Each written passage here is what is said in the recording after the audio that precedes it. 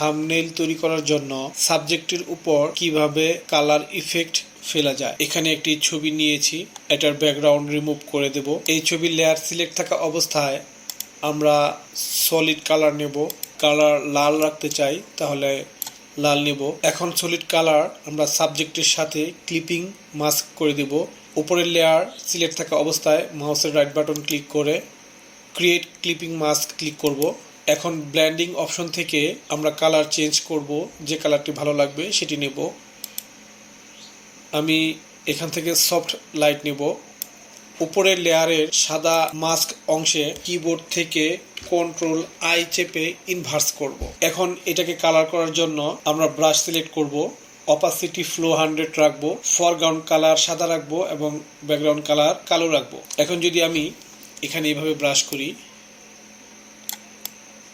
আমরা দেখতে পাচ্ছি আমরা ক্লিপিং মাস্ক করার ফলে আমাদের কালারগুলো আমরা বাইরে থেকে করলেও কিন্তু সাবজেক্টের বাইরে কালার যাচ্ছে না।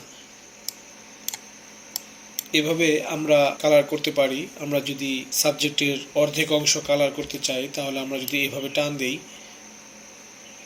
আমরা এভাবে কালার করে নিতে পারবো।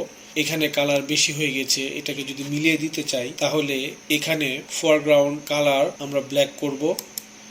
যদি এখন ব্রাশ করি তাহলে আমরা দেখতে পাচ্ছি এখানে মিলে যাচ্ছে।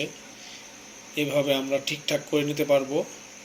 আবার যদি কালার দিতে চাই তাহলে আবার সাদা অংশটিকে আমরা ফরগ্রাউন্ডে নিয়ে আসবো। এখন যদি কালার করি আবার কালার হবে।